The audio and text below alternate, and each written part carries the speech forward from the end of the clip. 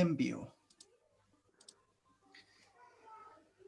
Me preguntan por el país que sueño o que deseo, y debo decir que mi deseo es que en Chile el hombre y la mujer sean respetados. El ser humano es lo más hermoso que Dios ha hecho. El ser humano es imagen y semejanza de la belleza y de la bondad de Dios. Quiero que en mi patria, desde que un ser humano es concebido en el vientre de una madre hasta que llega a la ancianidad, sea respetado y valorado, de cualquier condición social, de cualquier pensamiento político, de cualquier credo religioso. Todos merecen nuestro respeto. Quiero en mi país todos vivan con dignidad. La lucha contra la miseria es una tarea de la cual nadie puede sentirse excluido. Quiero que en Chile no haya más miseria para los pobres, que cada niño tenga una escuela donde estudiar, que los enfermos puedan acceder fácilmente a la salud, que cada jefe de hogar tenga un trabajo estable y que le permita alimentar a su familia, y que cada familia pueda habitar en una casa digna, donde puedan reunirse a comer, a jugar y amarse entrañablemente. Quiero un país donde reine la solidaridad. Muchas veces, ante las distintas catástrofes que el país ha tenido que enfrentar, se ha demostrado la generosidad y la nobleza de nuestro pueblo. No es necesario que los terremotos solamente vengan a unir a los chilenos. Creo que quienes poseen más riquezas deben apoyar y ayudar a quienes menos poseen. Creo que los más fuertes no pueden desentenderse de los más débiles y que los más sabios deben responsabilizarse de lo que permanecen en la ignorancia. La solidaridad es un imperativo urgente para nosotros. Chile debe desterrar los egoísmos y ambiciones para convertirse en una patria solidaria. Quiero un país donde se pueda vivir el amor. Esto es fundamental. Nada sacamos con mejorar los índices económicos y con levantar grandes industrias y edificios, si no crecemos en nuestra capacidad de amar. Los jóvenes no nos perdonarían esta falta. Pido y ruego que se escuche a los jóvenes y se les responda como ellos se merecen. La juventud es nuestra fuerza más hermosa. Ellos tienen el derecho a ser amados y tienen la responsabilidad de aprender a amar de un modo limpio y abierto. Pido y ruego que la sociedad entera ponga su atención en los jóvenes, pero de un modo especial. Eso se lo pido y ruego a las familias.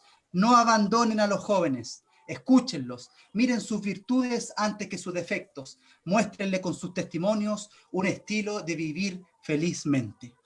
Con este extracto de la carta que se llama El Chile que quiero, del cardenal Raúl Silva Enrique, partimos nuestro octavo programa de esta comunidad sin límite que se está formando día a día y en el cual nosotros estamos muy, muy agradecidos por su participación y por sus comentarios, por sus respuestas y también a todos y todas las invitadas que hemos tenido a este momento de reflexión y de conversación.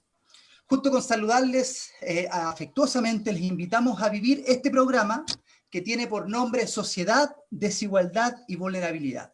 Y para ello tenemos un invitado muy, pero muy, muy especial, un invitado muy admirado por muchísimas personas, un líder espiritual, académico, que vive la consecuencia misma, y él es Benito Baranda Ferrán. Les quiero decir que él es un psicólogo, doctor en sociología, orientador y activista social chileno. Ha participado y presidido una serie de fundaciones y organizaciones sociales que muchos ya conocemos, siendo conocido por su rol en el Hogar de Cristo, donde ejerció como director nacional social entre 1991 y el 2011. Actualmente es director internacional de la organización América Solidaria. ¿Cómo está Benito Baranda? Gusto saludarlo. Muchas gracias por aceptar nuestra invitación. Bueno, muchas gracias a ustedes por esta invitación. Es muy agradable poder tener un tiempo más prolongado de conversación y también con diversidad. Veo a varios ahí, los veo a los cuatro y digo, qué gusto poder recibir comentarios, preguntas de cuatro personas, no de uno que te esté persistentemente persiguiendo y poder conversar también de las cuatro miradas de ustedes, pues, y de otras personas que seguramente interactuarán con nosotros. Así que, y además hacerlo en una región que quiero mucho, que me tocó trabajar muchos años, estar metido allí desde el Hogar de Cristo y que bueno, algunos de ustedes, por lo que me contaban, también nos vimos en los lugares donde estudiaban, así que es un agrado acompañarlos, pues. Gracias.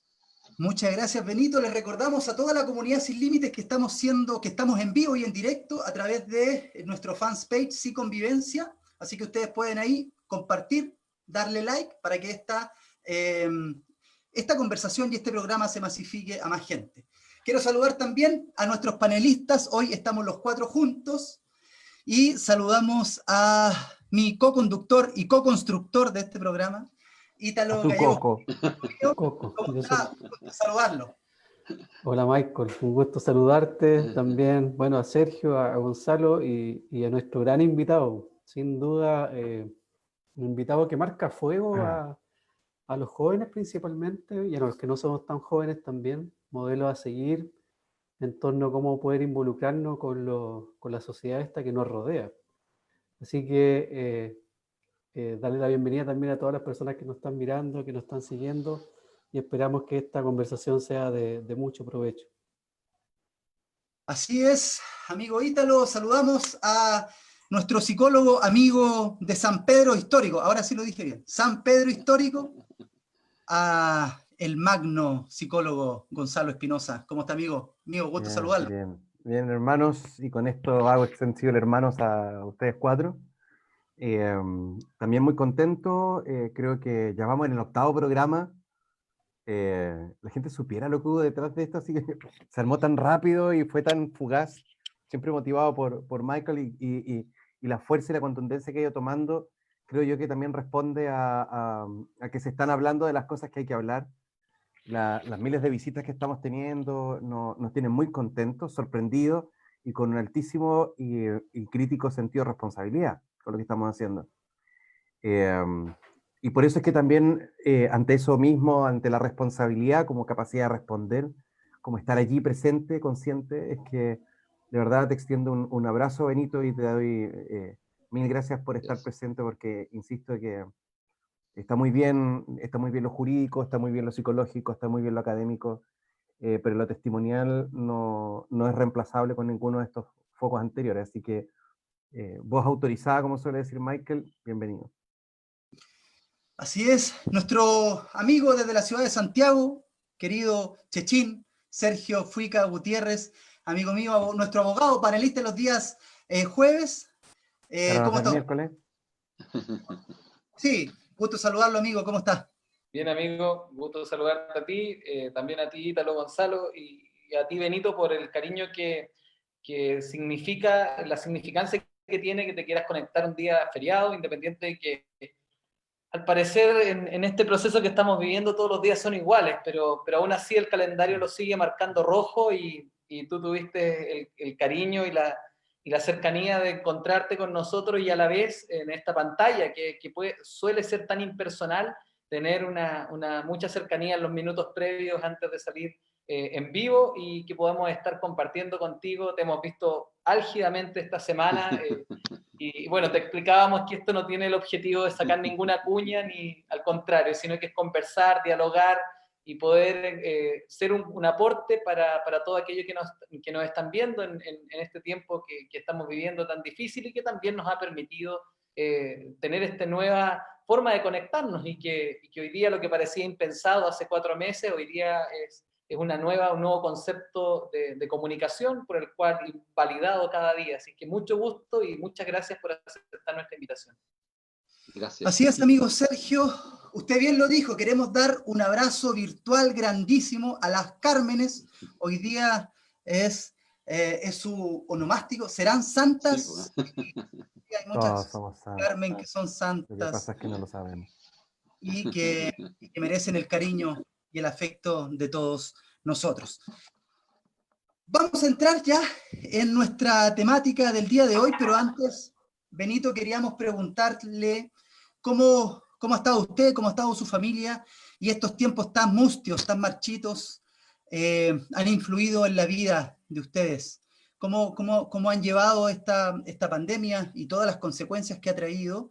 ¿Y cómo se han sentido? ¿Cómo han manejado esto? Llevan 4 meses en confinamiento, entonces me imagino que ya anda todo muy, muy, muy loco. ¿Cómo han estado ustedes? sí. Bueno, trátenme de tú nomás en las preguntas, por favor, no de usted. Estoy acostumbrado a que me traten de tú. en los ambientes donde me muevo y pido eso.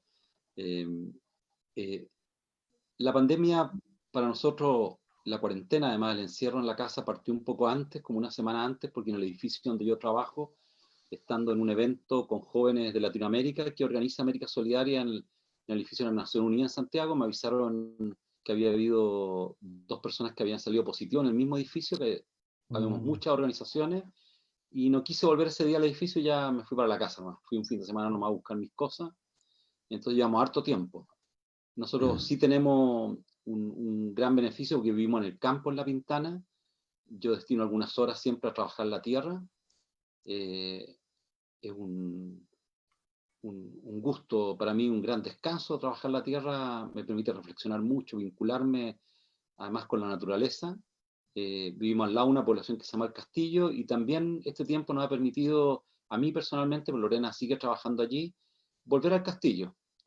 Llegamos acá hace cerca de 32 años, un poquito más de 32 años, y partimos trabajando en el castillo, llegamos a trabajar al castillo con el Hogar de Cristo. Y después, claro, fui saliendo, fui a la dirección social del hogar, después a América Solidaria, siempre mantuve vínculos de amistad con el castillo, pero ahora he vuelto. De hecho, mañana pasado trabajo allí, con las ollas comunes y con algunas familias. Es un foco muy fuerte de coronavirus. Bueno, tomamos todas las precauciones con Lorena, tenemos una hija que tiene discapacidad, 20 años, no queremos generar tensiones, dificultades dentro de nuestro hogar. Durante el día trabajo mucho en teletrabajo, ustedes se reían ahí, ¿no es cierto? Me presionan mucho para entrevistas en la televisión y en otros lados, trato de evitarlas, pero bueno, no siempre puedo porque también los periodistas son personas que hacen su trabajo y quieren que uno hable y hay que ser respetuoso de eso también, y colaborador, sobre todo en estos tiempos de crisis. Sigo con el mismo ritmo de América Solidaria, trabajando arduamente.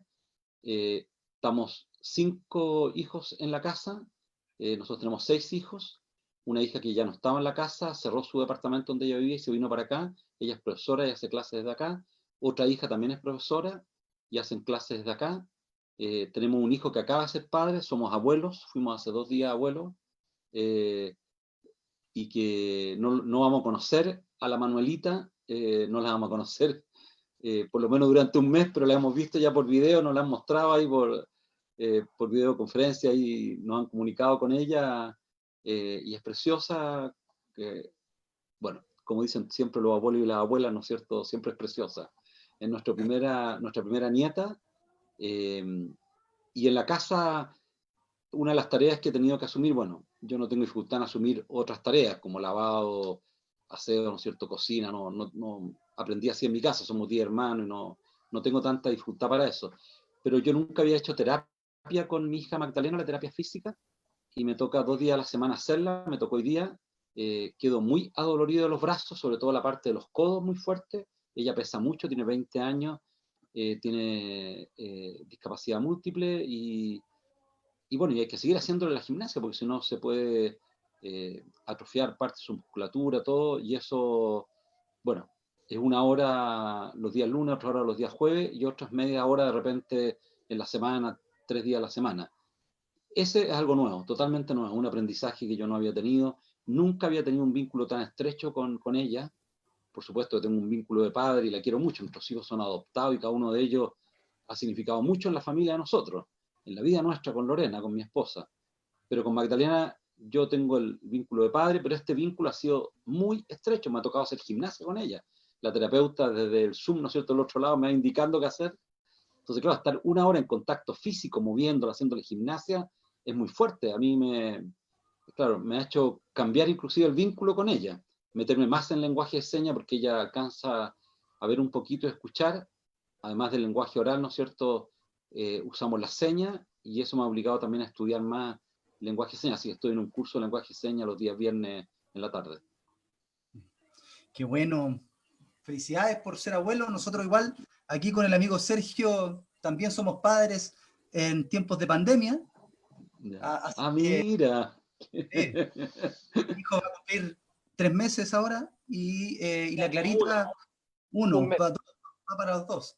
Así que, bueno, Benito, yo leía al principio el extracto de la carta de Raúl Silva Enrique, ¿verdad? Mi sueño de Chile, y lo hizo el 19 de noviembre de 1991. Van a cumplirse 30 años. ¿Cuánto del deseo del cardenal se ha cumplido hoy en este país, cree usted? Bueno, yo creo que algo avanzamos, tuvimos un impulso inicial en el retorno de la democracia, donde hubo una épica, yo diría, de cierta consistencia de quienes se involucraron a trabajar en lo público. Eso se fue haciendo un poco más frágil de parte de los liderazgos después, y después tuvimos dificultades. Yo esas dificultades las asocio, por supuesto, a la legislación, a la misma Constitución, ¿no es cierto? Sobre todo el artículo 19, ¿no?, que se relaciona con el rol subsidiario del Estado, que es bastante restrictivo para muchas de las cosas, pero principalmente a que la cultura que hemos construido en Chile, y no solamente por el modelo neoliberal, sino en la historia de Chile, la cultura nos ha llevado a tener una exacerbación muy fuerte del individualismo. Yo, claro, digo siempre y se ríen de mí y algunos me echan talla y me dicen que no lo creen así, los historiadores y todo, pero digo que se combinaron tres estructuras de carácter que no dejan de ser complejas. Los mapuches, algunos de nuestros hijos son mapuches, nacieron allá y los adoptamos. Hemos visitado mucho la zona, tenemos muchas amistades mapuches. Los alemanes y los vascos. Yo digo que esa mezcla es una mezcla que marcó el carácter Chile. Vascos no hay mucho, pero tenían mucho poder. Y tienen mucho poder. Cuando llegaron, cuando tomaron control de tierra, la manera de relacionarse de ellos es una manera similar a la de las comunidades mapuches, donde la familia es lo más importante, no la comunidad, ¿no es cierto? La familia, el lofque, y el centro gira en torno a eso, los pueblos, la aldea de Euskera, ¿no es cierto? Es así, de Euskadi, así. Y hasta el día de hoy es muy fuerte. Lo digo esto no para criticar algo, sino para decir, para tratar de comprender que no solamente carguemos las dificultades que tenemos hoy día a un modelo de desarrollo, que por supuesto tiene muchas dificultades ese modelo de desarrollo, la legislación. Yo no soy abogado, pero bueno, Sergio ahí está, lo podrá comentar también. Pero también hay una carga muy fuerte de la manera de ser de nosotros, que lo leía ahí el cardenal, en el texto que tú leías, no sé si que lo decía el cardenal, que es esto de que para las grandes catástrofes solemos ser solidarios, acompañarnos, pero después se nos olvida, y eso ocurre también en las poblaciones, ¿eh? No ocurre solamente en los sectores, ¿no es cierto?, de bienestar material. O sea, en la comuna de San Pedro ocurre en Michaihue, tú te puedes juntar cuando hay una catástrofe, pero después las personas no se juntan, no se encuentran, no se ayudan. Vuelven a temer. Claro, y desconfían entre sí, desconfiamos. Claro, hay muchas políticas que han perjudicado esto, las políticas de vivienda, o sea, muchas políticas, y las podremos hablar hoy día. Pero yo estoy más en la posición hoy día de decir, ok, pero no carguemos tanto las culpas y la responsabilidad en otras personas, sino que miremos a nosotros mismos. ¿Qué podemos controlar nosotros de eso? Y lo que podemos controlar es nuestra manera de ser. Y podemos ir modificando progresivamente nuestra manera de ser.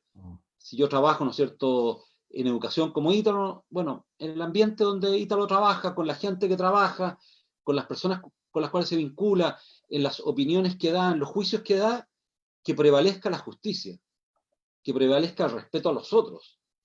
Y a medida que vayamos construyendo eso desde nuestra propia vida, bueno, se va a ir propagando una manera de ser que a lo mejor puede ir acompañada de nuevas leyes, puede ir acompañada de modificaciones también administrativas, pero si no nos ayudamos a ir cambiando desde lo que podemos controlar cada uno, es difícil que después tú puedas hacer otros cambios más macro, porque no se van a sostener culturalmente. Va a ser muy difícil. Vamos a burlar esos cambios de alguna manera. Entonces, lo que dice el cardenal, yo creo que fue saboteado por ese individualismo que nos fue arrasando y que se fue consolidando en Chile y que nos generó estos abismos entre nosotros. Cuando llegamos a trabajar aquí al Castillo hace 30 años, piensen ustedes, todavía estábamos en dictadura, 32 años, ¿no es cierto? Y ya en el Castillo tenían dividido, hoy día habían unos 30.000 habitantes, quiénes eran los buenos, los malos, la clase alta, la clase media, dentro del castillo. O sea, lo macro social se dividía después en lo micro social. Entonces, uno iban a tal colegio, otro al otro colegio. En ese colegio iban los malos, en este los buenos. Los de las casas blancas del fondo eran los más malos. Los de las casas de Santa Rosa eran los mejores. Y así, bueno, tenían esta... Porque provenían unos de Las Condes, eran de campamentos de Las Condes, otros eran de Tomás Cardenal Silva Enrique y Freno, las dos tomas que estaban aquí en La Pintana, lo que era la granja, ¿no es cierto? El extremo sur de la granja, y así.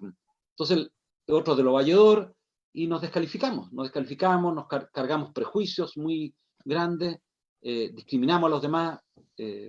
Bueno, esto lo digo porque en el último tiempo, claro, uno busca como chivos expiatorios. Y yo digo, sí, bueno, hay responsables, y por supuesto que lo hay, pero ¿tú puedes modificar eso? Yo no lo puedo modificar, puedo colaborar, por supuesto, y colaboro todos los días, pero sí yo controlo lo que es mi comportamiento, mi estilo de vida, cómo hago uso de los recursos, cómo me vinculo con los otros, qué lenguaje utilizo, qué comprensión tengo de la realidad, a qué asocio, por ejemplo, el origen de la pobreza, y así. Y eso sí que yo lo puedo hacer consciente. Claro, a veces uno no lo controla tanto porque lo aprendió desde chiquitito de una determinada manera, pero bueno, es función nuestra hacerlo consciente y tratar de controlarlo respetando la dignidad de los otros. Amigo Gonzalo.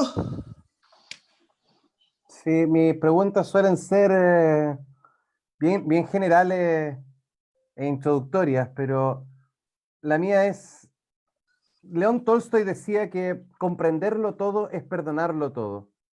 ¿Qué nos falta comprender para poder estar en paz, Benito? Bueno, yo creo que una de las cosas que nos cuesta más es ponernos en el lugar de los otros. Y tú que eres psicólogo, ¿no es cierto? Sabes que inclusive nosotros los psicólogos tenemos dificultad para eso. El poder comprender lo que le ocurre al otro es seguramente la tarea más grande que tenemos las personas que hemos estudiado psicología. Sin una comprensión más o menos cabal y profunda del dolor del otro, no lo podemos ayudar a salir de su dolor, o por lo menos acompañarnos, ¿cierto?, en su dolor. Esa comprensión del otro, tenemos muchas barreras, las tenemos dentro de nuestro hogar, en el barrio donde vivimos, en los lugares donde trabajamos, porque cargamos con una cultura que es más rápida en juzgar que en vincularse, en juzgar que en conocer, en juzgar que en comprender. Entonces va muy rápida en encasillar a la gente por el aspecto físico, por la procedencia social, por el lugar donde vive, por los estudios que tiene. Entonces, para comprenderlo, no sé si todo, como decía Tolstoy, ¿no es cierto?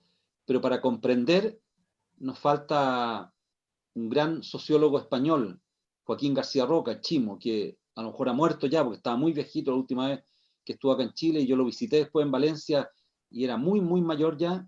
Decía que había que abajarse, no rebajarse.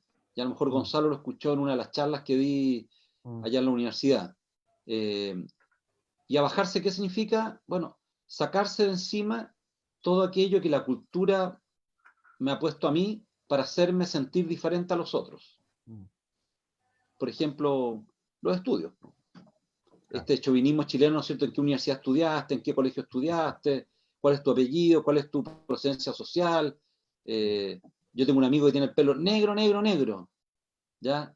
Entonces, él dice que sus abuelos no eran extranjeros, todo. Y yo le digo, mentira, pues, si tenía el pelo negro y dices que eres mapuche. O sea, si mira el pelo Pero en Chile mío, todos eran rubios mis cuando 4 abuelos nacieron. son españoles y mira el pelo mío como lo tengo, le digo. Claro. Entonces yo digo, o sea, tenéis que tener la sangre, y eso es un orgullo, porque hay un regalo, es un tremendo regalo.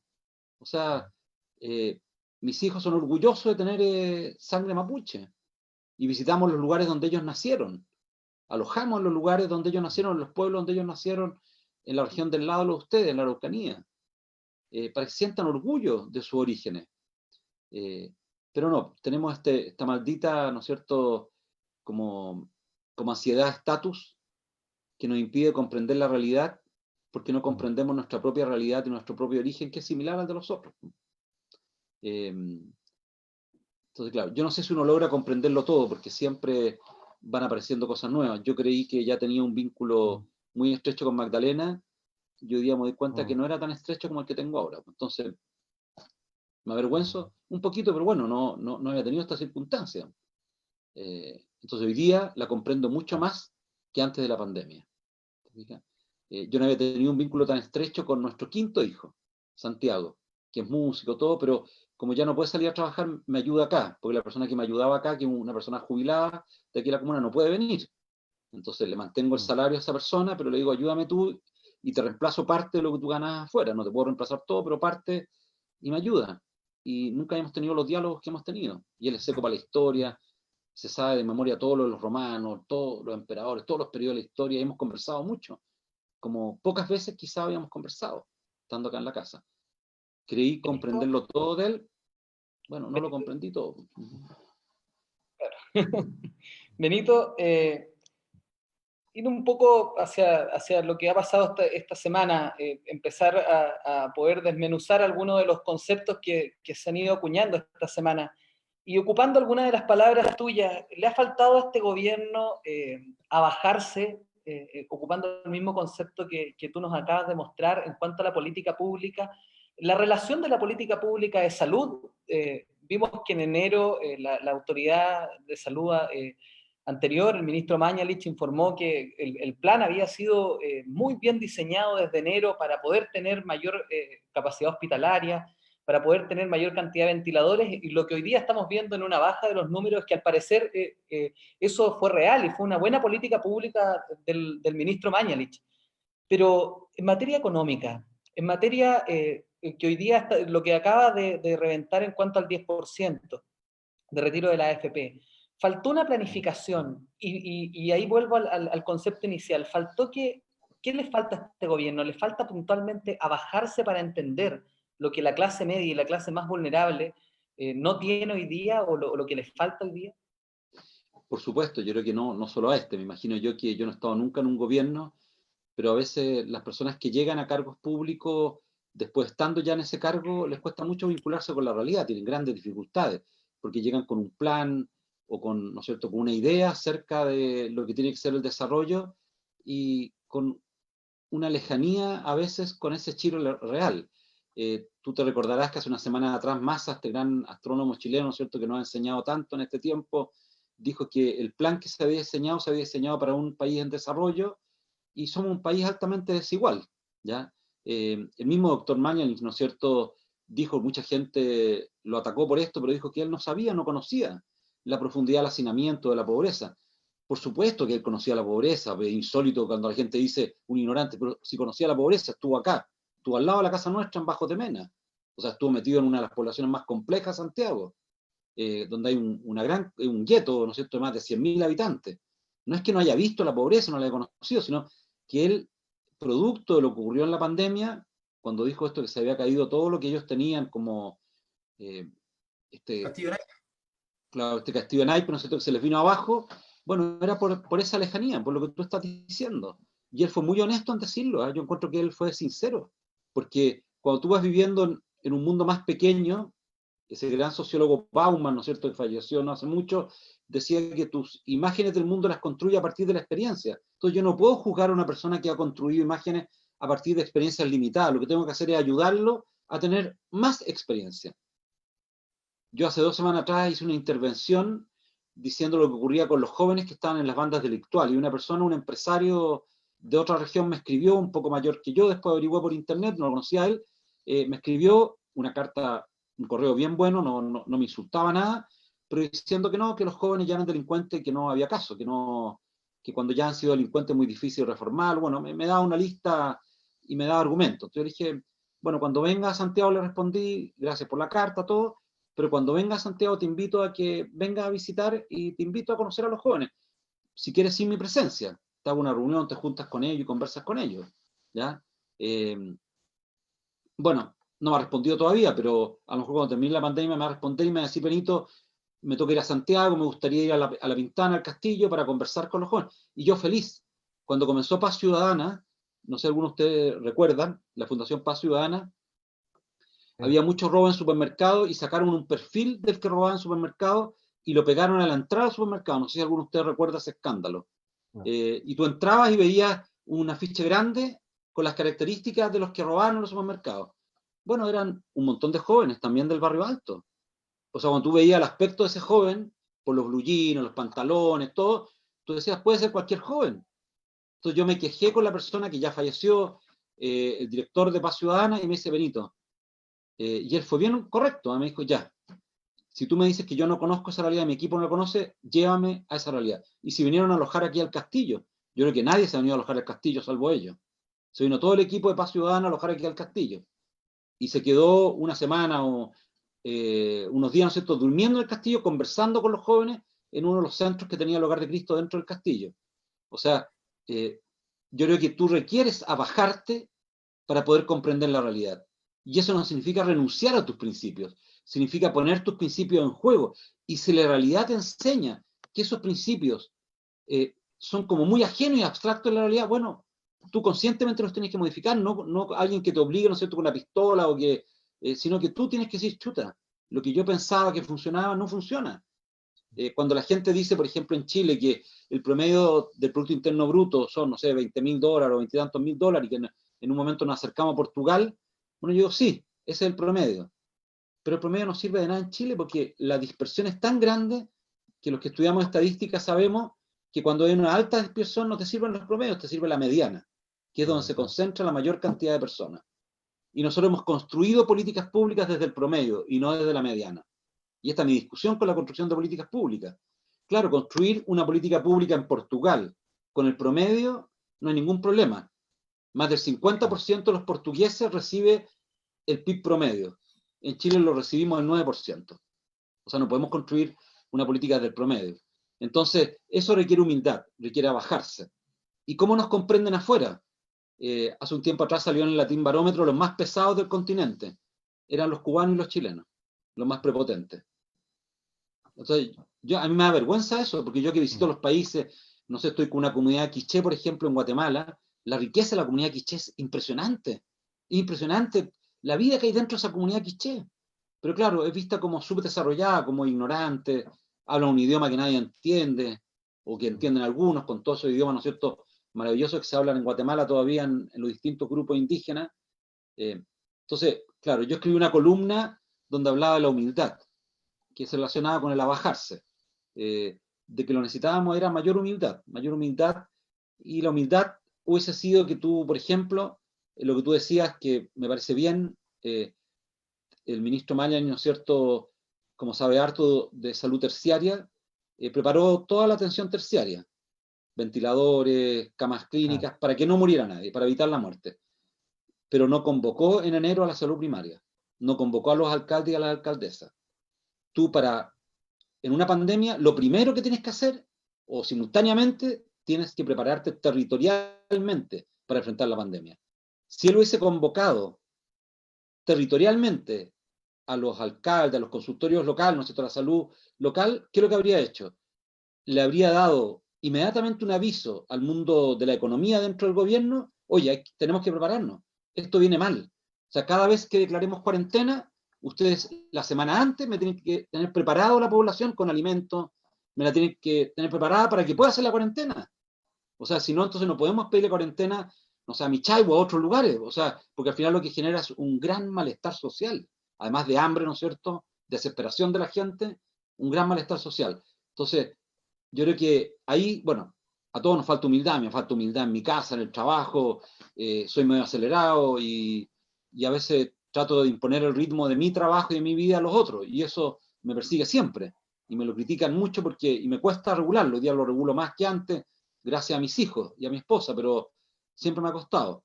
Esa humildad hoy día es muy difícil. Piensa tú que no se tuvo humildad ahora cuando tú decides y llamas a un grupo de personas para definir qué monto de la pandemia para recuperarnos, decides la política para la pobreza y no decides la política para la clase media. Eso falta humildad. O sea, tú deberías haber convocado a un montón de gente. Eso no es cogobierno, pero además ¿Cómo este gobierno, ante una catástrofe, tú tienes que co-gobernar si tú no tienes mayoría en el Congreso? Sea que gobierne otro, me da lo mismo el color de quien está gobernando. Una catástrofe en Chile implica ponerte de acuerdo con los otros. Tú no puedes sacar nada de la moneda hoy día vinculado a la pandemia si previamente no está acordado con los otros. Y eso, aunque te quedes 3 noches, 3 días completos trabajando, te encierras en la moneda con los líderes y dices, de esto tiene que salir un acuerdo. El acuerdo me gustó más o menos, pero este es el acuerdo a que llegamos. Como ocurrió, ¿no es cierto?, con esos 12.000 millones de dólares, con lo que se acordó en la pobreza, que no era lo que había acordado el gobierno antes, se cambió, ahí se tuvo, ¿no es cierto?, un acto de humildad, porque hubo que cambiar lo que había antes, y ahí tú deberías haber evacuado inmediatamente el plan de la clase media. Y como te atrasaste en evacuarlo, bueno, malestar, y entró esto, ¿no es cierto?, de AFP, que es una pésima idea, pero bueno, es una vía para poder sacar los recursos, pero claro, lo está sacando de un lugar que no lo debería sacar, pues. Lo debería haber sacado de otro lugar. ¿Te fijas? Si ese es el drama. Entonces, eso, claro, tú tienes razón, requiere abajarse. Y es muy difícil, a mí me toca dialogar, no es para ventilar nada, ¿no es cierto? Los diálogos que a uno le toca todos los días con las autoridades o con el mundo político, y es muy difícil porque cuando tú estás en el poder se te olvida que el poder lo obtuviste con 1/4 de las personas que podían votar. Y que los que votamos en ese momento fuimos menos de la mitad o casi la mitad. O sea, hay que tener mucho cuidado con lo que yo voy a sacar, porque tengo otra mitad que no votó. Y esa mitad puede estar en contra mía, en contra de todo el mundo político, ¿no es cierto? En un momento me puede hacer pedazos esa otra mitad. Entonces, tengo que ser ahí muy humilde para poder conducir un país. Hay varios de los alcaldes, no sé si les toca a ustedes, por lo menos aquí en sectores populares, en Puente Alto, aquí en La Pintana. Puente Alto es más grande y La Pintana es un poco más pequeño, 1/3 de habitantes de Puente Alto, que ganaron, sí, ganaron la alcaldía, pero cuando tú ves cuánta gente votó y qué porcentaje de votos sacaron, a veces ganaron con un 10% de los votos, rico. claro, o un 15, un 20%. Entonces, eso requiere humildad, que no se te olvide nunca. Yo si saliera con eso, lo anotaría en un afiche y lo tendría pegado en mi escritorio. No se te olvide que un 10% votó por ti, para acordarte que hay otro 90% para el cual tienes que gobernar y hacerlo muy bien. O sea, no te puedes dar gustitos. Así es. Estamos conversando con Benito Baranda de desigualdad, de vulnerabilidad, estamos hablando de contingencia. Así que invitamos a toda la comunidad sin límites que nos escriba, que escriban sus preguntas, que participe a través de nuestro fanpage y convivencia, y que comparta y que le ponga me gusta ahí para que esta conversación llegue a mucha más gente. Amigo Ítalo. Benito, bueno, estaba escuchando con mucha atención. Tengo varias preguntas, pero voy a tener que hacer una. Póngale. Sí, pero ha ido contestando. Tenía una en relación a hacia dónde tiene que caminar la política pública. Y tú ya diste luz en torno a ciertos procesos de acuerdo, colaboración. Lo que ha ocurrido durante estos días es sumamente importante poder poner la atención. Ya tú hiciste referencia a un aspecto que es sumamente importante, comprender el dolor del otro. Nosotros el día martes tuvimos un programa donde invitamos al padre Jorge Costadoat, ¿está bien? ¿Cierto? A Jorge, sí, ¿sí? sí. Compañero de curso mío. Nos educamos juntos. Qué bueno. Sí. A un pastor, Miguel Vivero, y hacíamos referencia a esto, como Miguel. lo importante que es ser consciente del dolor del otro. ¿Ya? Pero dentro de este contexto que nosotros estamos desarrollando, que ya venía con una crisis de confianza, a nivel institucional principalmente. Pero hoy también, ¿cierto?, se ve esta crisis de confianza en torno a las acciones que implementa el gobierno principalmente. ¿Ya? O sea, es común, por ejemplo, escuchar cada vez que aparece un anuncio y la letra chica. Claro. La letra chica. Entonces, entendiendo, ¿cierto?, que tenemos que ir aprendiendo de esta crisis, del conflicto que se genera. El conflicto, ¿cierto?, no hay que evitarlo, si el conflicto se va a dar, las posiciones de ideas tienen que ser distintas. Y eso tiene que invitar a un aprendizaje. Pero ¿cómo reconstruimos esta confianza? ¿Cómo reconstruimos como sociedad esta confianza en quienes nos gobiernan, en nosotros mismos, ¿cierto?, que somos parte de esta sociedad, para poder ir desarrollando o ir caminando hacia una salida que no sea la violencia, que no sea, ¿cierto?, las imposiciones, sino que sea realmente un espacio de acuerdo donde podamos respetarnos y desde la dignidad de cada uno y también desde los principios que cada uno defiende o desde las opiniones que cada uno tiene. Sí, una pregunta profunda, que daría para largo poder discutirla a lo mejor entre todos nosotros y otras de las personas que nos están escuchando, viendo, también me imagino que tendría mucho que aportar. Pero hay una luz que a mí se me ha ido confirmando con todo lo que está pasando, por lo menos aquí en la población. Yo estoy en cuarentena, entonces salgo a la población del Castillo, acá al lado de la casa, a colaborar 2 días a la semana con salvoconducto, y lo que he vuelto a ver en el Castillo es que la gente se ha vuelto a ayudar mutuamente. Uno dice sí, como decía el cardenal, en medio de una catástrofe nos juntamos y nos ayudamos. Y yo he insistido que de esa ayuda tiene que surgir un apoyo permanente. Entonces tenemos que participar en nuestras juntas de vecinos. Y es una autocrítica para mí. Por mi estilo de trabajo, a mí me cuesta mucho participar en mi junta de vecinos, porque paso poco por los viajes, me toca trabajar mucho fuera, y no participo tampoco. Yo vivo en el campo, en la junta de aguas también que hay aquí justamente en donde vivimos, en la Villa La Rosa, al lado de la población del Castillo, en la comuna de La Pintana. Entonces una autocrítica también para mí. Si tú no construyes la confianza a nivel local, no se la pidas después a nivel nacional. O sea, yo creo que tiene que ser simultáneo. Claro. Tenemos que ir construyendo esa confianza a nivel local. Tú que trabajas, ¿no es cierto?, en un puesto importante dentro, ¿no es cierto?, de una dinámica de los gobiernos locales, bueno, esa confianza hay que construirla allí. Y hay que aprender a hablar, aprender a tener diferencias, pero a resolverlas. Uno no tiene diferencias para afectar a otros, para destruir políticas. Yo no soy una persona favorable a las canastas de alimentos distribuidas masivamente. Hoy día una periodista extranjera me dijo, hay 2 países en el mundo que han distribuido canastas, desde el Estado, Venezuela y Chile. O sea, yo soy partidario de transferencias económicas directas, como lo han hecho todos los países desarrollados. Ya y que las personas determinan en qué usar los recursos, no que le distribuyan canastas. Pero una vez que el Estado central decide entregar las canastas, yo colaboro tenazmente en que esas canastas lleguen a la gente. Y no me voy a enredar a pelear que no, que sí, que no. Y si me llama una empresa como una empresa de combustible que llamó para distribuir parafina en las personas que más necesitan en La Pintana este mes y los próximos meses, bueno, al tiro colaboro, ¿ya? Por supuesto, a lo mejor sería mejor transferir la plata, no. Ellos decidieron eso y colaboro, porque entiendo que estamos en una situación catastrófica, no estamos en una situación normal de política, ¿ya? Pero en la situación normal de política también debemos destrabar los conflictos y no exacerbarlos.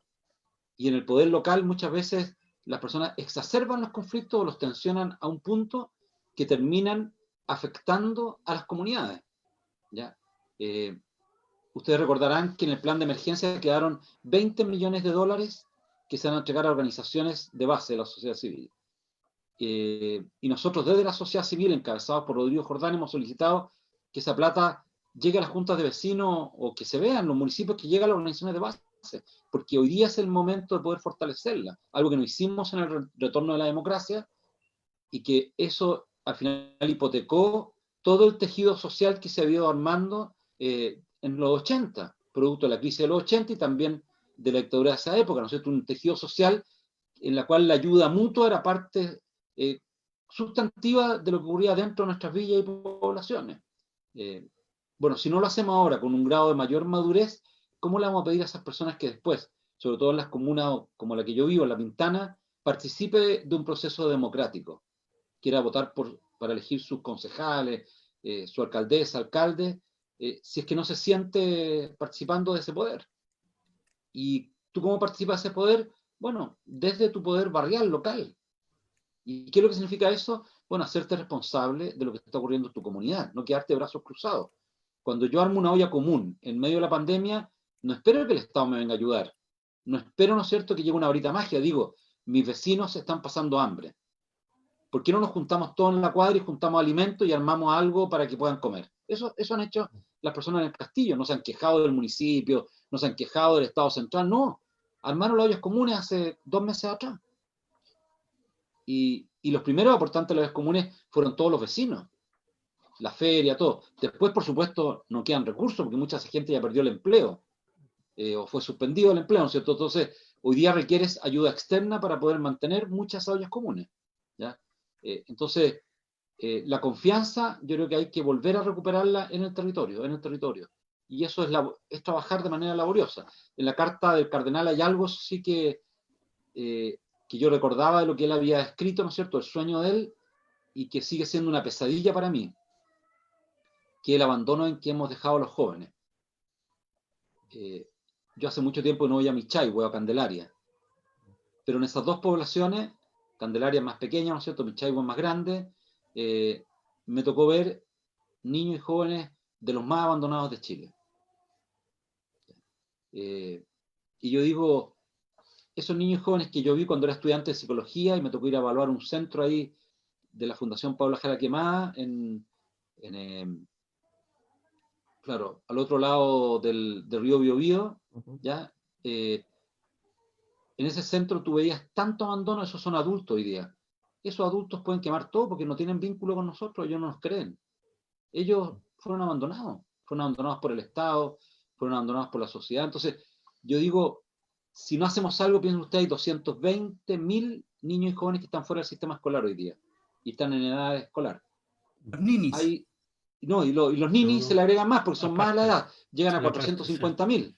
O sea, entonces yo digo, hay un abogado que le carga que yo lo ponga de ejemplo porque se siente como quiere mantenerlo más discreto, pero me gusta ponerlo porque es un hombre espectacular, se llama Ignacio Naudón, que en el gobierno anterior de Piñera, Felipe Castro lo llamó para encargarse del Instituto Nacional de la Juventud. Y él propuso un programa puente para jóvenes que estaban fuera del sistema escolar y de los sistemas laborales. Esta gran cantidad de jóvenes, ¿no es cierto? Y bueno, el presidente le dijo, no haga eso, dedíquese a la tarjeta joven, al deporte, a la recreación. O sea, si tú dejas abandonados a los jóvenes te van a abandonar después a ti. Y en psicología y en sociología sabemos que después esos jóvenes te van a agredir. Y después, bueno, la anomia los va a llevar a no creer en las instituciones. Cuando la gente dice, no hay confianza en las instituciones, bueno, si no creen, pues, si nosotros no creímos en ellos. Y con esto no quiero justificar la violencia que ellos realizan, no. Sí, Quiero claro. comprenderla para tener política adecuada. No justifico la violencia. Benito, el otro día, aprovechando que usted es doctor en sociología, así que ahí nos puede dar cátedra, con un grupo de amigos pensábamos y decíamos, ¿por qué cuando comienzan a ver estas situaciones complejas, donde ya empieza a generarse una crisis, inmediatamente lo que hace la gente es irse a los saqueos?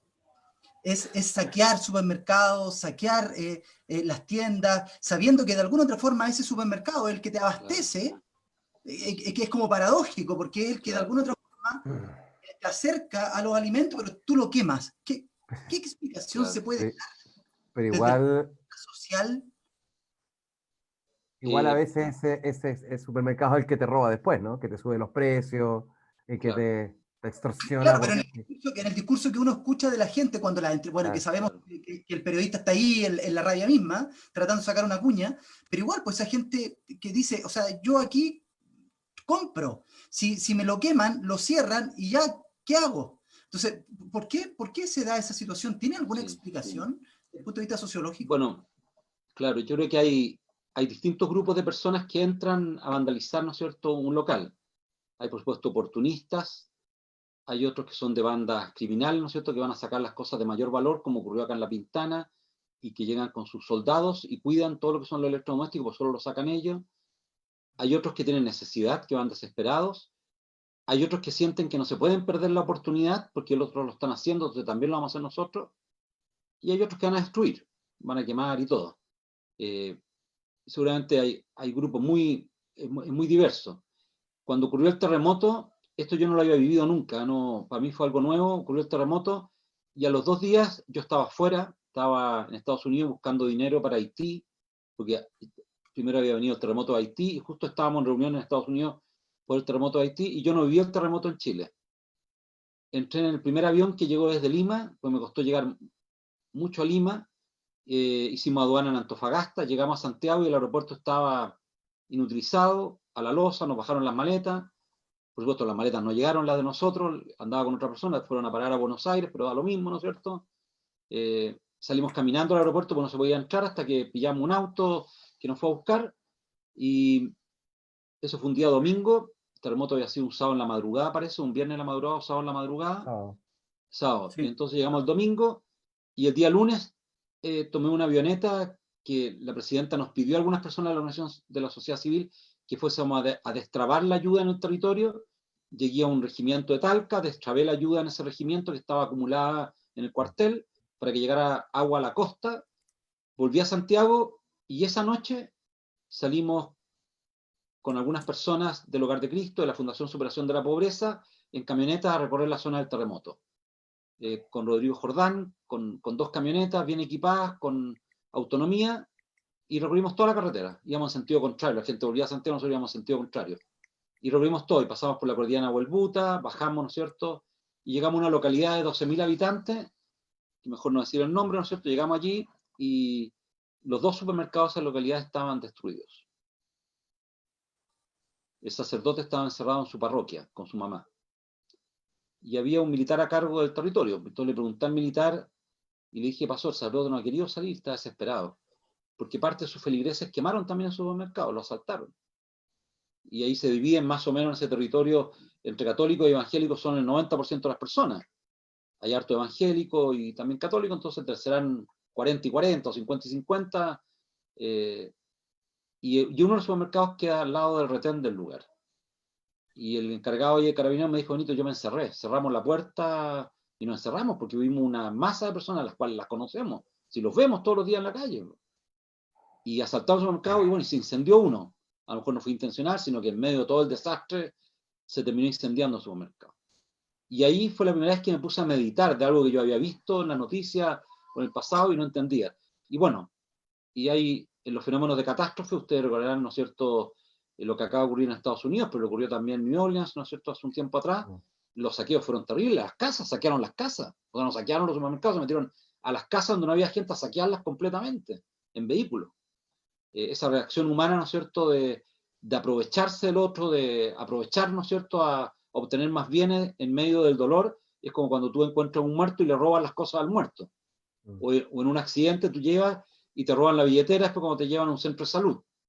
Y vas moribundo a lo mejor, pero te sacan la billetera para darte la plata. Claro, es las miserias humanas, ¿no es cierto?, que en ese momento entran en juego y que...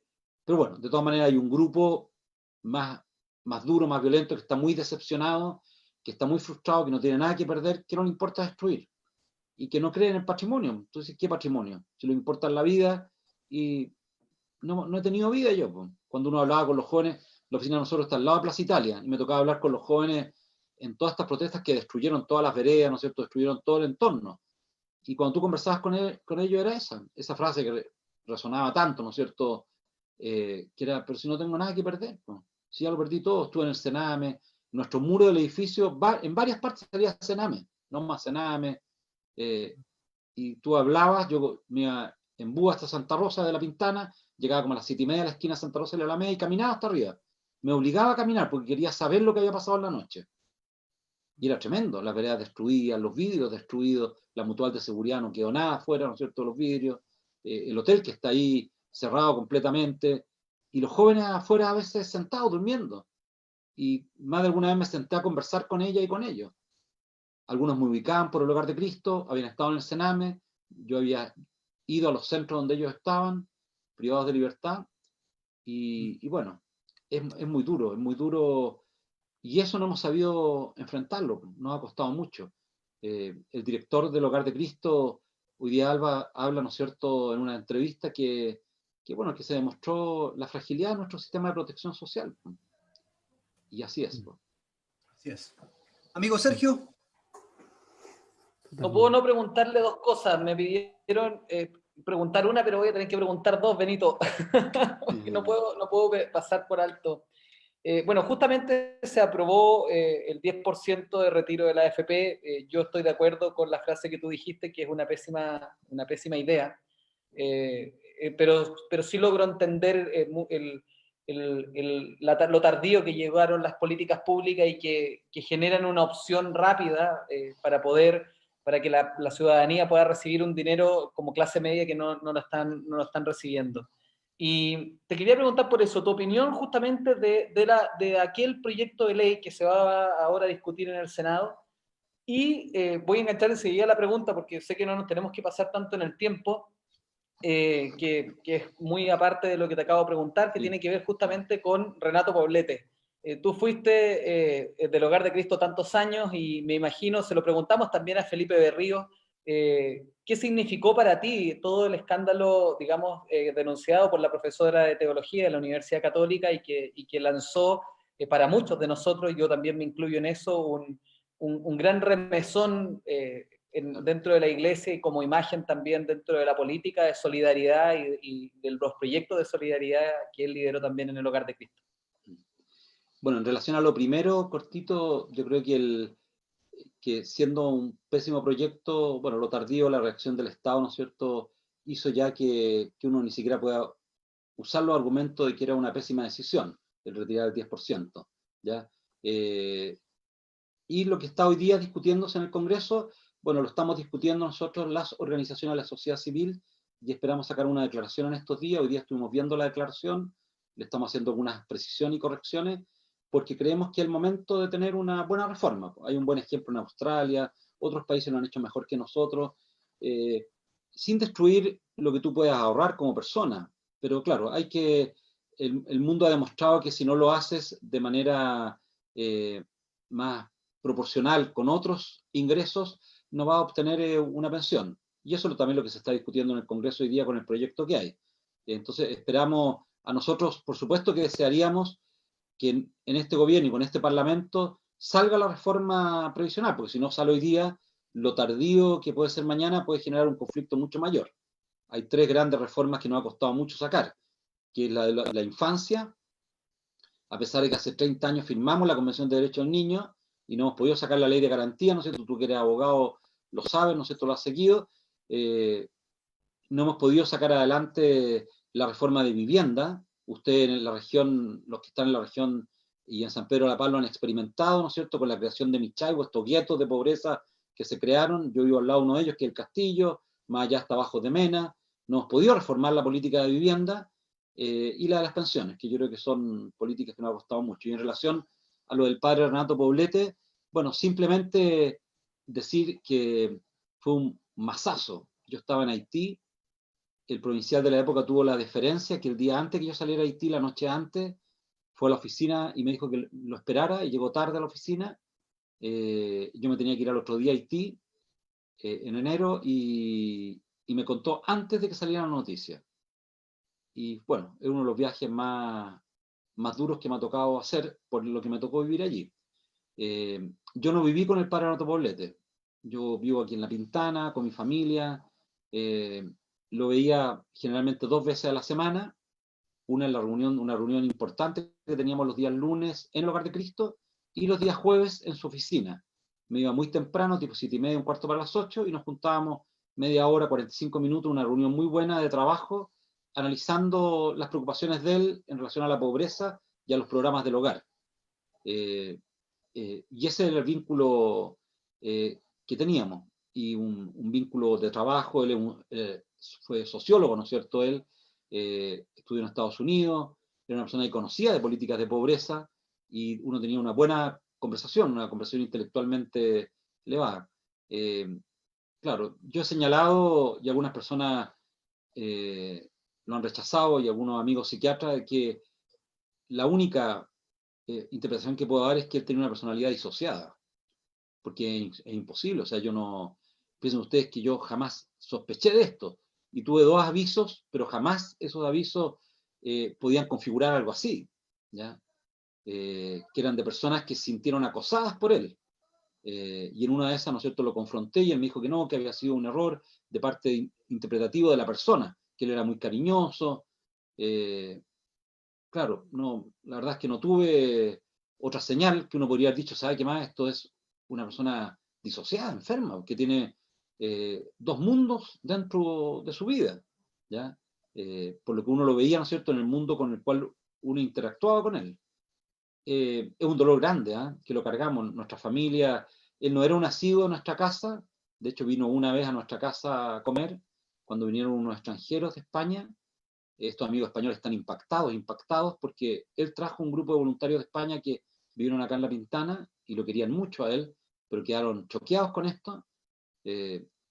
Y nosotros teníamos mucho vínculo y un vínculo muy estrecho con el otro sacerdote que trabaja en el hogar, que está muy mayor ahora, que el padre Jos van der Rest, que es un belga de la Fundación Vivienda, bueno para el garabato, ¿no es cierto?, bien brillante, que ya tiene 96 años, que es un gran hombre, ¿ya? Ese era el vínculo más estrecho, venía toda la semana, pasaba a tomar de repente después de la misa que tenía por acá los domingos a tomar café con nosotros, y esa era la identificación que tenían nuestros hijos. Yo digo, gracias a Dios, porque la verdad es que lo adoran a él. De hecho, nuestra hija mayor le decía Padre Dios. Entonces gritaba por la ventana cuando le aparecía, llegó el Padre Dios, no el Padre Dios. Se equivocaba y decía Padre Dios en vez de Padre Dios. Pero bueno, el daño que ha provocado eso a la iglesia es gigantesco. ¿Eh? Es gigantesco, no es demoledor. Un gran encuestador de Chile dice que después de lo ocurrido con Alto Poblete es otra iglesia. No lo de Caraíma, dice Poblete, es otra iglesia. O sea, el daño fue muy grande para nuestra comunidad católica. Así es, amigo Gonzalo, amigo Ítalo, ya estamos cerrando.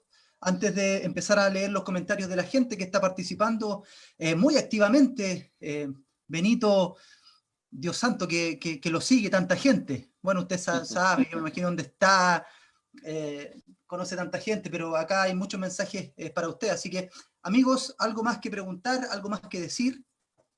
Se quedan con algo de la conversación. Muchas cuestiones. Con muchas cosas. Mira, en relación a lo que decía Benito, a lo último de Renato Poblete, sí, lo de Caraíma produjo un problema profundo en la jerarquía de la iglesia principalmente. Lo de Poblete en la comunidad. Exacto, entonces ahí es donde los fieles comunes y corrientes, por llamarlo así. Sí, es paradójico en el contexto actual que no la mejor idea nos lleve a reflexionar de una vez por todas, y ojalá que sea de manera seria, en algo tan importante como es la seguridad social. Principalmente, ¿cierto?, a partir de este 10%, poder de alguna, ya que todos tienen la buena intención de mejorar las pensiones, claro, que se pongan de acuerdo y que se haga de una vez por todas, ¿cierto?, pensando en un sistema de seguridad social, principalmente, ¿cierto?, para nuestros jubilados. Eso es un aprendizaje. ¿Qué más tenemos que aprender como sociedad, Benito, a partir de todo esto que estamos viviendo? Así como pequeñas cosas. Bueno, yo repito mucho, ustedes me habrán escuchado, que es aprender a vivir juntos. ¿Por qué la gente de Michaibo tiene que vivir en Michaibo? ¿Por qué no se quedó en Concepción, en los campamentos de Concepción, y les construimos las casas ahí? Si no vivimos juntos, no vamos a poder tener confianza entre nosotros. No nos vamos a poder conocer y querer. Y si no nos conocemos y queremos, no podemos formar sociedad. Y los nacionalismos, cuando juega las grandes fiestas nacionales, cuando juega Chile, ¿no sé, son mentiras al final, porque en el fondo no somos un mismo país, somos 2 o 3 países distintos en un territorio y que no nos queremos vincular. Y yo creo que, y lo segundo es el respeto a los niños, a las niñas. Muchos de la violencia que tenemos en Chile es porque esas personas fueron violentadas o abandonadas tempranamente. Y está lleno de estudios en el mundo acerca de esto. Está lleno. Entonces, saldría más barato y sería mucho mejor y más digno preocuparnos a esas personas tempranamente que después tener, ¿no es cierto?, que encarcelarlo. Creo que son las grandes cosas. No pasa nada viviendo al lado de las personas en situación de pobreza. Nosotros vivimos al lado de ellos y, al contrario, nuestros hijos aprendieron a vincularse sanamente con los bienes materiales y son personas respetuosas de los otros. También de las personas que tienen extrema riqueza. Son respetuosos de los otros. No lo evalúan por los bienes que tienen o no tienen, sino porque son seres humanos, ¿no? Así es. Gonzalo, algo que podamos hacer una síntesis de todo lo que hemos conversado, una frase, ¿Por qué me pide esas cosas, Michael? Si usted sabe que yo para hablar corto no soy, pero... sí, mira... porque tú mismo estabas diciendo, vamos... Oye, pero mira el tremendo esfuerzo que hice con la pregunta inicial, loco, fue medio segundo. Muy ocupado. Sí. Lo que pasa es que no dejo de pensar en esto de la comprensión. Es algo que a mí en este minuto me mueve mucho, comprender, guardar silencio, observar el fenómeno. Claro. Me he ido acercando cada vez más a la fenomenología como una manera de estar y de presenciar la realidad. Y siento a veces que estamos metidos en un cuento con personajes construidos, con un guión ya hecho. Me he pillado a mí mismo haciendo cosas con las que no estoy de acuerdo. Yo sigo insistiendo que Carlos Caseri tenía mucha razón. Uno no tiene por qué estar de acuerdo con lo que piensa, ¿no? O sea, la cabeza está llena de ideas que vienen y han sido instaladas por ande a saber tú quién. Claro. Y hay gente ahora que dice, yo digo todo lo que la gente se calla, pero porque yo soy honesto, porque soy valiente. No, usted es irreflexivo, usted no ha hecho ese proceso de reflexión antes y ha sacado la natita de lo que debiera haber sacado, no tira todo el suero. Y ese proceso comprensivo es crítico, creo yo, ¿no? Con tu experiencia, habiendo viajado para tantos lados, sigo insistiendo entonces que creo que el ser humano es incapaz de odiar a otro ser humano. Creo que antes de odiar, o cuando nos queremos dar permiso para odiar, le quitamos la humanidad al otro. Y se vuelve para nosotros en la bestia, en el animal, en la rata, ¿cierto? Y en cuanto apelativo se nos presenta, digamos. Por lo tanto, se me vuelve a presentar esta idea, que lo mencionaste tú en algún minuto, que la única forma de vencer el odio es el respeto. El respeto como el acto de volver a mirar, el respectum, ¿no? De volver a hacerme consciente que a quien tengo al frente es una persona que está dolida. A mí me tocó a trabajar con los grupos, acompañar psicológicamente a los equipos de seguridad del Mall de Concepción cuando entró la turba, que es un concepto mitológico ya en Chile. Esto de la turba, que es como una especie de hidra, ¿viste? Que tiene muchas cabezas y funciona todo articulado como una colmena, cuando en realidad es un montón de gente desesperada. Y ver el rostro de los guardias y las guardias estresadísimos, con parálisis facial, con un nivel de estrés enorme, haber sentido que habían enfrentado a un monstruo, y cuando empezábamos a hablar y deconstruíamos esa idea, y entendían que habían estado con personas, que no era la turba, sino que eran personas molestas, asustadas, desesperadas, algunas aprovechándose, se iban a la casa sintiéndose diferentes. Porque ya no es que no hubiese enfrentado a un monstruo que era imbatible y milenario, sino que eran personas. Y cuando eso volvió a aparecer frente a ellos, fue imposible sostener la idea de la monstruosidad en el otro. Entonces, con todo lo que tú dices, con toda la experiencia que tú tienes, me sigue alentando el hecho de que la comprensión del guardar un silencio y respetuoso silencio, como Moisés frente a la zarza ardiente, descalzo, frente al otro, sigue siendo para mí en este minuto el primer y un sólido primer paso para romper ese individualismo del que tú hablabas al inicio. Yo dejo de sentirme individuo cuando me entiendo con un otro. Así es. No fue corto, Amigo Sergio, palabras que No, puedan yo englobar. quiero agradecer más que nada a la sinceridad tuya, Benito. Agradecer también a Gonzalo Ítalo, el que siempre nos podamos darnos este espacio. Hay muchos mensajes, yo sé que esa es tarea tuya, Michael, pero también quiero que seamos respetuosos. Benito, dentro de su respuesta, nos ha hablado de sus hijos, y son 6 hijos, y creo que eso también amerita un respeto en su tiempo de día jueves. Gracias. Por la noche. Así que yo no más que agradecer, Benito, por tu sinceridad y por tu forma simple de traspasar lo que has vivido durante tantos años, no solo al lado del castillo, en el castillo como población, sino en todas las organizaciones sociales que te ha tocado trabajar y liderar. Así que un agradecimiento gigante de que nos hayas regalado este espacio de tiempo en este día 16 de julio. Muchas gracias a ustedes. Amigo Ítalo. Yo igual agradecer a Benito por mucho aprendizaje en todo lo que hemos conversado. Y eso, pues yo trabajo con eso, Benito, para aprender a vivir juntos. Sí. Así que estamos todos los días. Sí, con funcionarios, padres apoderados, claro, con niños, y un lindo desafío, pero un tal cual como diverso. tú dices, exacto, sí. Un mundo diverso, y todo empieza cuando somos capaces de poder reconocer la dignidad del otro.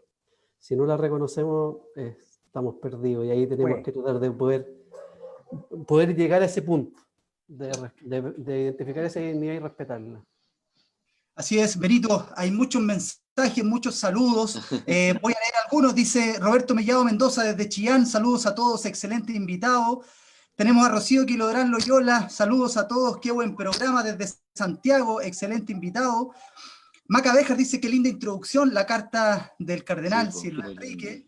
lindo. Rodrigo Rivera Liur dice, excelente programa, qué buena iniciativa. Maribel Gallegos dice, deben surgir líderes que respeten a las personas, tengan muy desarrollada la conciencia social y que sean verdaderos servidores públicos. Felicitaciones, gran invitado, dice Javier Piñeira, Gabriel Flores, qué buena instancia de conversación, son tantas preguntas, tantos saludos. Javier dice, creo que hemos llegado a una paradoja, nada es suficiente para quien lo suficiente es poco. La cultura individualista, dice Felipe Salgado, la cultura individualista promueve una especie de archipiélago de personas con temor a vincularse. Excelente invitado, muchas gracias Benito por este espacio, por tus saludos, saludos desde Talcahuano, son tantos que podríamos estar minutos y minutos. Hay uno, Michael, disculpa, solo uno muy corto que vi mucho más abajo de eso. Benito dice, ¿usted se vincularía en política así como su hermano? Siempre el Sergio buscando ahí, siempre. Dicen que si está para la constituyente.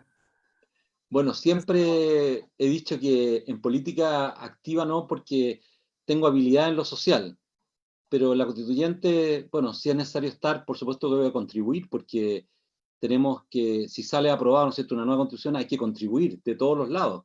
Tenemos que hacerlo bien para construir un país en paz, y eso la necesitamos mucha esa paz, mucho. Entonces, por supuesto que estoy disponible, lo hablé con mi esposa me dice que lo tengo que hacer si es que es necesario, porque implica un costo también familiar, ¿no es cierto? Implica un esfuerzo ahí grande. Es cuña para los periódicos nacionales. No lo había una parte, solamente. Dijimos que no íbamos con cuña. La cuña, Benito Baranda está disponible para la constituyente, ya saben. Vamos a ver cuántos de nuestros invitados e invitadas terminan en la constituyente. En una de esas quizás estamos siendo semilleros. Fernando Atria el jueves pasado también dijo, el jueves pasado igual dijo que él también estaba para todos por una nueva constitución, bueno, entonces, para tener a también va, el Sergio Fuica también va, así que... No. Qué bien, abogado muy importante. Así necesitamos abogados allí, sí. Oiga, yo quiero hacer una pregunta aquí, porque ahí me voy a pasar mucho, pero de verdad, no sé si vieron qué les merece, qué opinión les merece esta concejala que dijo que era necesario un estallido militar. No sé si lo vieron. No, lo leí. Bueno, porque leí. ya he andado con náuseas estos días como para andar viendo esas cuestiones. Se armó todo un debate re complejo con eso. Entonces, pucha, estamos hablando recién de el tratar de acompañarnos y de vivir juntos, y salen este tipo de líderes que la embarran y, bueno, generan una discusión. Que no opta por la fuerza, le falta algo en la cabeza. Así es. Benito, palabras de usted. ¿Qué mensaje nos pudiese entregar así en síntesis? Una frase de todo lo que usted ha leído, de lo que ha visto, para quienes forman parte de esta comunidad sin límite en estos tiempos de pandemia tan mustios, tan complejos que estamos viviendo. Bueno, no hay límites para conocer, comprender y querer a las personas y la realidad en la cual ellos viven. Y cada uno de ustedes de distinta manera, y Gonzalo de manera más explícita, habló de contemplar la realidad y reflexionar a partir de ella. Démonos ese tiempo, sobre todo ahora en la pandemia, de darnos cuenta cómo viven los otros, los dolores de los otros, para poder también modificar nuestra propia vida.